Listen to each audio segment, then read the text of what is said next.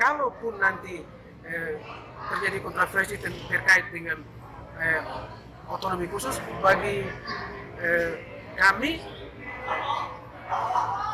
dilanjutkan lagi, tapi kewenangan ini dia harus diberikan dengan tadi apakah 20 tahun atau 25 tahun, ini harus kita jelas untuk kita.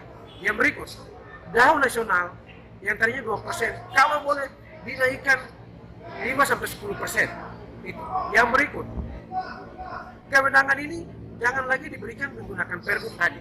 Uangnya langsung diberikan kepada kabupaten kota, sehingga kabupaten kota dalam penganggaran untuk pengalokasian membiayai bidang-bidang kegiatan yang wajib seperti pendidikan, ya kesehatan, ini daerah bisa mengaturnya atau memberikan untuk infrastruktur. Bangun rumah rakyat, kita bisa bangun sekian ribu rumah rakyat banyak karena kita yang mengatur. Atau pendidikan, kita bisa mengalokasikan lebih dari 30%. Kesehatan kita bisa mengalokasikan lebih dari 15%. Itu karena uang itu kita sendiri yang tentukan. Tapi kalau ditentukan seperti yang sekarang, ditentukan oleh provinsi, kami kabupaten kota tidak bisa menentukan keluar daripada persentase yang sudah ditentukan di Pergub ini. Sehingga bagi saya dan bagi kami, otonomi khusus dilanjutkan dengan jelas. Naikkan presentasi yang dari DAU nasional 2% dinaikkan 5-10%. Yang berikut adalah dana ini langsung ke kabupaten kota untuk menggunakannya, menentukannya supaya bisa pas sesuai dengan apa yang rakyat harapkan. Saya Christian Kayawa, Ketua Barisan Merah Kabupaten Kepulauan Riau. Mendahului 17 Agustus nanti saya mengucapkan dirgahayu kemerdekaan Republik Indonesia yang ke-75. Salam kebangsaan sekali merdeka tetap merdeka. Itu yang pertama. Yang kedua, terkait dengan adanya wacana tentang undang-undang otonomi khusus bagi provinsi Papua. Ada beberapa kelompok yang menghendaki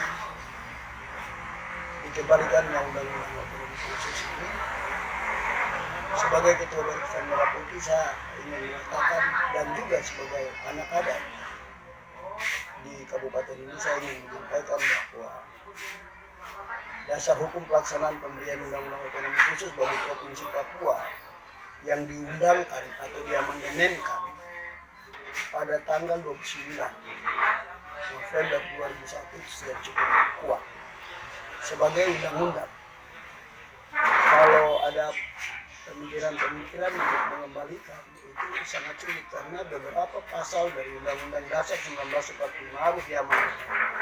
Itu yang pertama. Yang kedua, di dalam Undang-Undang otonomi khusus itu kalau kita membaca itu sangat jelas komitmen pemerintah pusat untuk memberikan kekhususan kepada orang asli Papua. Itu tinggal dilaksanakan. Yang ketiga, kalau masyarakat menganggap itu gagal, maka pertanyaan siapa yang menggagalkan? Ya, pertanyaan itu kembali kepada para pejabat orang Papua yang ada di birokrasi pemerintahan mulai dari kabupaten sampai provinsi, yang ada di legislatif, karena tidak membicarakan, tidak menerapkan undang-undang otonomi khusus itu, implementasinya tidak dilaksanakan secara konsekuen dan bertanggung jawab. Itu mengenai adanya beberapa wacana yang saya dengar tentang undang-undang otsus itu tidak berlaku 20 tahun, setelah itu tidak berlaku, itu tidak dikatakan di dalam undang-undang yang sejauh saya tahu. Jadi konteks dari dimaksud dengan 20 tahun itu apa? Kalaupun itu terjadi berarti seluruh pemimpin bangsa ini duduk untuk berbicara kembali mengenai bagaimana undang-undang otsus itu dilaksanakan secara konsekuen.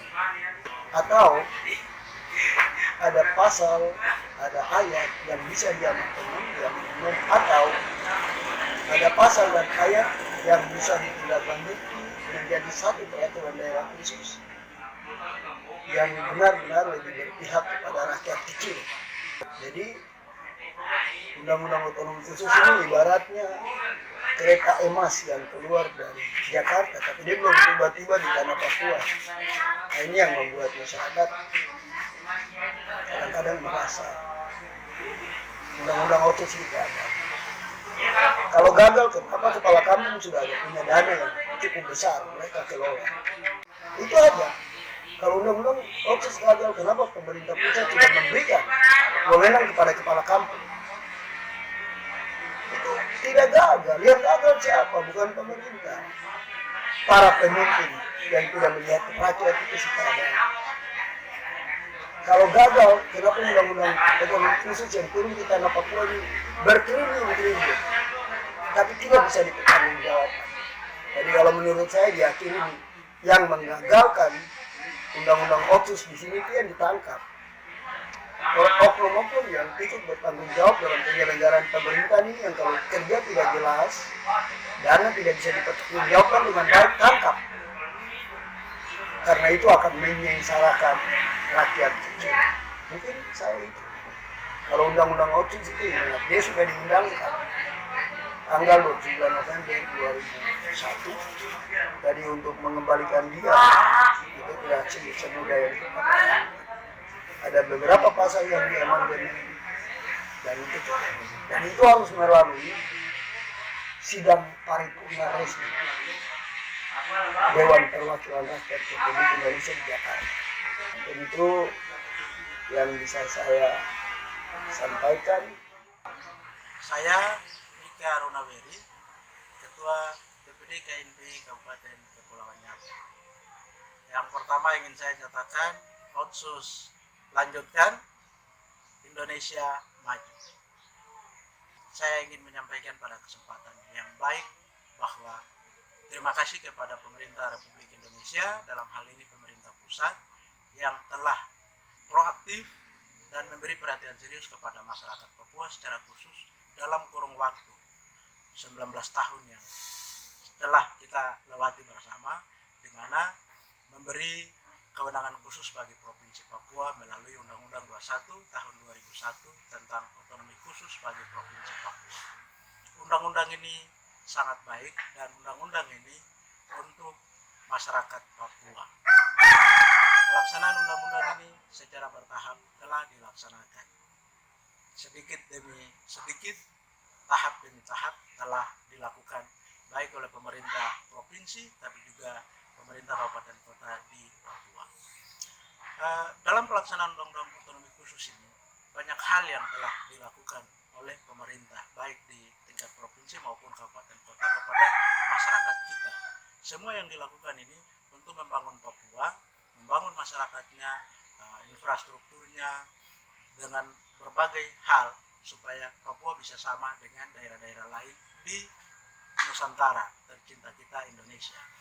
Nah, secara real kita objektif, saya objektif memberi penilaian bahwa dana 2% dari DAU nasional yang dialokasikan untuk percepatan pembangunan Papua 2001-2021 ini secara jujur dan objektif pembangunan Papua belum bisa sama dalam target 20 tahun ini dengan daerah-daerah lain di Indonesia.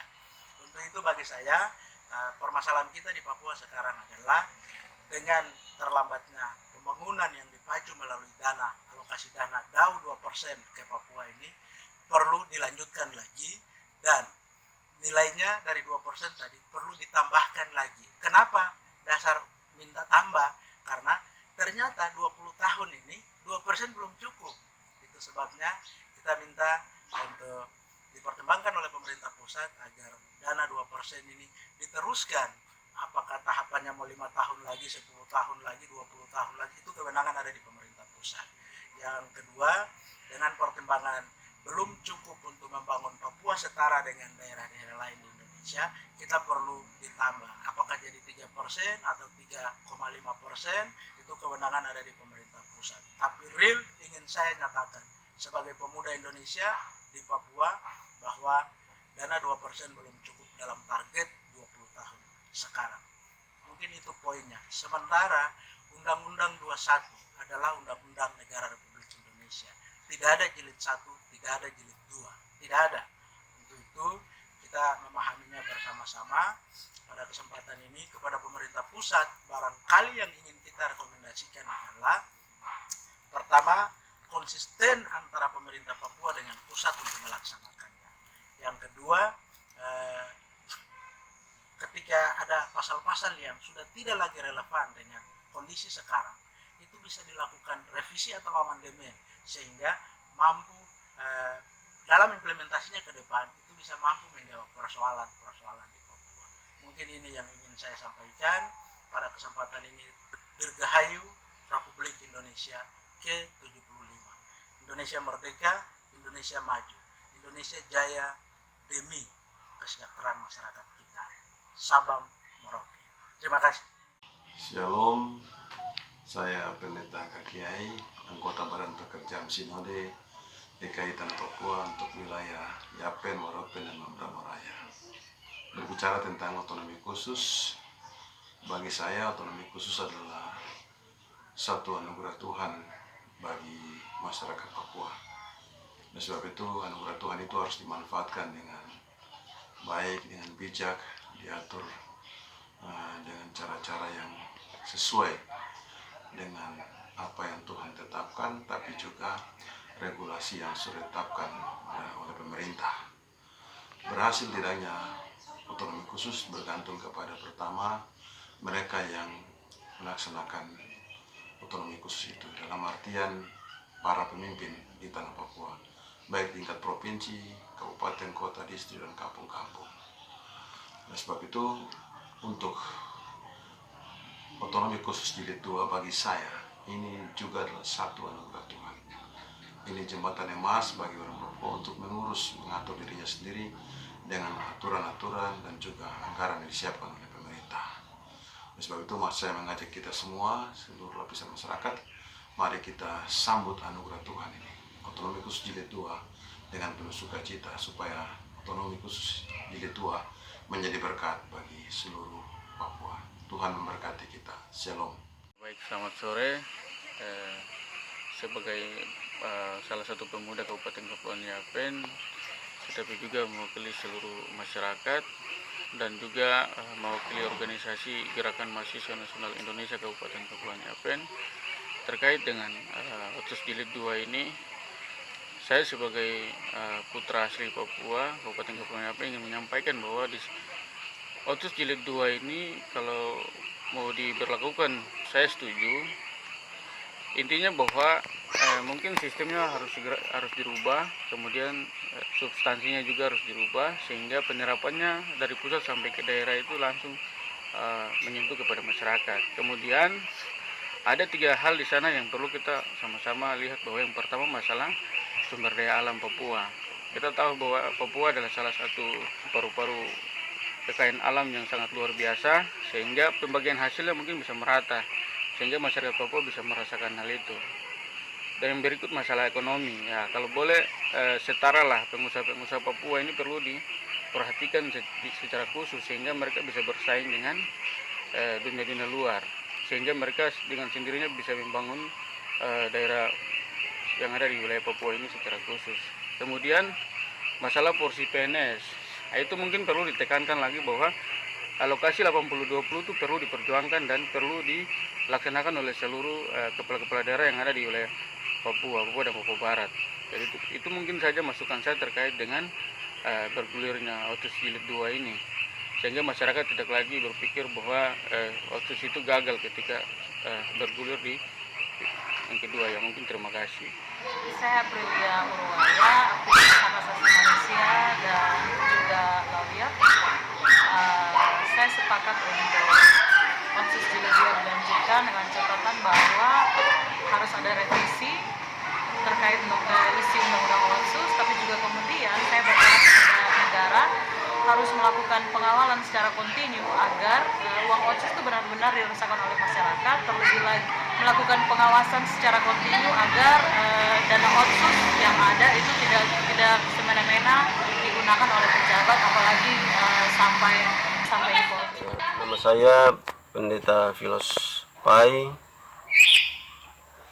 asal Gereja Kristen Injili Tanah Papua, Jemaat GKI Maranatha Kamanap. Harapan kita untuk kelanjutan otonomi khusus di jilid 2 ini adalah bahwa mengacu pada proses otonomi khusus selama periode berjalan sampai dengan hari ini masih banyak hal yang perlu dibenahi, terutama dari tingkat provinsi sampai dengan daerah.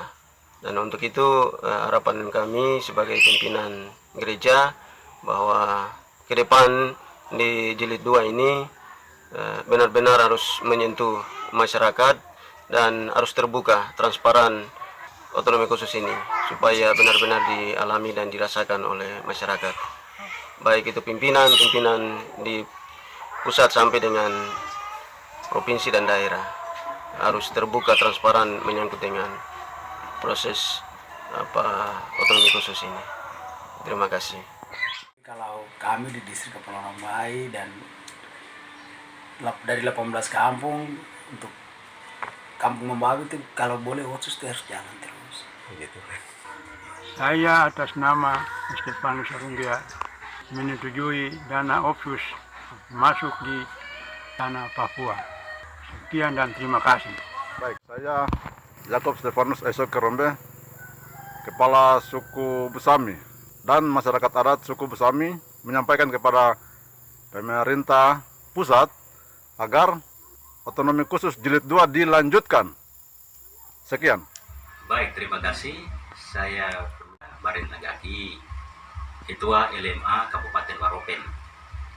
Pada prinsipnya, secara pribadi, kami menerima Otsus program tahap kedua dan memohon atau meminta supaya program Otsus tahap pertama harus dievaluasi atau diperbaiki. Pada prinsipnya, kami menerima otonomi khusus. Ada beberapa hal-hal yang perlu menjadi catatan perbaikan. Ya, dalam hal ini kepada penyelenggara otonomi khusus atau pemerintah daerah, baik di kabupaten, provinsi, maupun di pusat. Dalam hal ini, transparansi atau keterbukaan daripada orientasi dana Otsus seperti apa kepada masyarakat. Karena masyarakat Papua ini adalah objek daripada otonomi khusus itu sendiri. Contohnya, kalau ada yang tes pegawai dikit dia jatuh, ya harus perlu diberikan pengertian atau pemahaman untuk nantinya dengan cara yang baik supaya dia bisa kembali testing lagi tuh, dia bisa merasa bahwa dia dihargai karena dia adalah orang Papua. Harus kasih nasib sama dia. Kemudian misalnya tentara atau polisi, kalau dia ikut testing, barangkali faktor kesehatan, dia diberikan perhatian khusus. Dalam hal ini dia periksa dokter dan dia akan perbaiki dia kesehatan sehingga pada tahap berikut dia masuk lagi untuk testing tentara atau polisi. Dia sudah lolos dan itu harus diawasi, dikawal baik sehingga tidak boleh mengecewakan dia. Nah, selalu ada hal-hal yang berkaitan dengan orang Papua yang tadi pun nasib, dia akan berpikir bahwa kita ini otonomi khusus, bahwa kenapa nasib kita ini begini, kita mau jadi tuan di negeri sendiri, tapi yang lain-lain yang diterima sedangkan kita ini tidak. Ini yang menjadi satu substansi yang sangat mendasar dalam hal ini, bahwa hak dasar orang-orang asli Papua itu perlu diakomodir secara baik sehingga dia tidak boleh kecewa. Kalau dia kecewa ya dia apatis dan dia benci terhadap pemerintah, sehingga akan muncul suara-suara sumbang untuk hal-hal yang tidak diinginkan oleh pemerintah. Untuk itu sebagai catatan akhir atau rekomendasi kami selaku Ketua LMA, ada beberapa hal. Yang pertama, masyarakat adat di Waropen pada prinsipnya menerima otonomi khusus, baik perubahan atau perbaikan maupun tahap kedua. Yang kedua, perlu ada keterbukaan dari pemerintah daerah terhadap hak-haknya. Dalam hal ini dia mau ikut testing pegawai, ikut testing tentara atau polisi, diakomodir dengan baik, diberikan pengertian dengan baik supaya dia rasa puas dan dia terima apa yang menjadi kekurangan atau kelebihan dia untuk dia bisa lolos. Kalau dia tidak lolos pasti dia kecewa. Apapun yang terjadi sebagai orang asli Papua harus diakomodir. Yang ketiga, pemerintah harus jelaskan dan pastikan dana tentang otonomi khusus untuk masyarakat adat atau untuk agama atau untuk perempuan itu secara baik dan tegas, jujur, Di dalam setiap tahun anggaran itu dia punya konotasi anggarannya jelas, tidak didiam-diam. Akhirnya yang itu yang terjadi, salah paham antara masyarakat adat, masyarakat agama, masyarakat perempuan. Ini yang nantinya menjadi polemik. Kalau boleh, ke depan dalam perbaikan ini nih, perlu ada konotasi yang jelas. Ini kamu ada punya anggaran sekian, ini kaum bagian agama kamu punya sekian, ini kaum bagian perempuan sekian. Disampaikan langsung, kasih mereka punya dan mereka yang lakukan, mengolah, mengatur, membiayai sendiri. Tidak boleh ditutup-tutup. Ini yang jadi soal. Kita tidak persalahkan pemerintah, tapi kita mau menyampaikan kepada pemerintah supaya pemerintah memperbaiki hal-hal yang selama ini menjadi persoalan terhadap otonomi khusus. Bagi saya selaku Ketua LMA Kabupaten Waropen bahwa masyarakat adat Waropen siap menerima program Otsus tahap kedua dan memohon kepada pemerintah baik di pusat, provinsi dan daerah untuk direvisi, diperbaiki Otsus tahap pertama sehingga menjadi acuan untuk tahap kedua berjalan dengan baik. Barangkali itu yang saya harapkan, sehingga mari kita kerjasama, kita jemput Otsus tahap kedua dengan baik dan bijaksana sebagai masyarakat yang baik, masyarakat bermartabat, masyarakat yang bertuhan, untuk bisa membangun tanah Papua ini dengan baik, dengan istiadat masing-masing di setiap wilayah adat. Karena setiap kampung di daerah adat masing-masing berbeda-beda. Uang sudah oke, tapi kewenangan itu harus perlu diatur sehingga kita semua berjalan dengan baik. Demikian, itu yang mungkin saya bisa sampaikan kepada kita untuk bisa menjadi bahan kepada pemerintah dan kita semua tentang otonomi khusus ini. Itu saja. Saya mewakili warga masyarakat atau tokoh masyarakat di Kabupaten Waropen sangat mendukung sekali proses Otsus yang sedang diurus. Mungkin bisa dilanjutkan kembali. Terima kasih. Nama saya Manuel Soleman Mayosef. Kalau dalam politik disebut Frit M. Papara.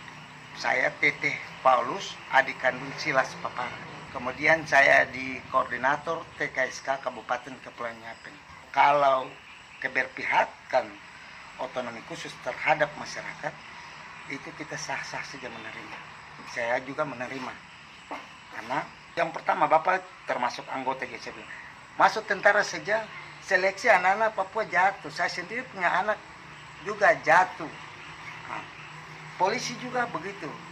Lolos saja pakai uang lagi banyak baru bisa masuk. Jadi kalau keberpihakan itu kepada masyarakat Papua secara khusus dalam rekrutmen atau dia bilang seleksi CPNS, itu juga orang Papua kalau diterima sesuai dengan ketentuan pusat 80/20, maka kita sangat setuju menerima itu. Saya pribadi. Jadi saya dalam jabatan saya di Kabupaten Kepulauan Yapen, saya koordinator TKSK mewadahi 16 TKSK, 16 distrik. Kemudian di wilayah 3 bansos pangan, 25 provinsi dan 183 kabupaten kota, saya koordinatornya. Dan saya sudah pernah ngomong sama juga. Saya sama bahwa otonomi khusus sebenarnya bagus, tetapi pada hakikatnya tidak kesampaian ke rakyat. Gitu. Jadi kalau itu dirubah, direvisi, perlu ada pertimbangan dari pihak-pihak lain, dikaji apakah benar ada revisi tentang hal-hal yang proteksi terhadap masyarakat yang sebenarnya punya kedaulatan terhadap otonomi khusus itu atau tidak. Kalau itu dia proteksi, maka saya siap menerima. Tapi kalau selagi itu hanya untuk memperkaya pejabat, lebih baik nggak usah.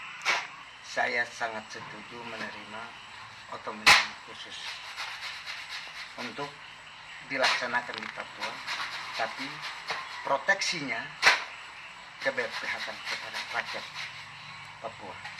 Kira-kira begitu saja. Selamat sore.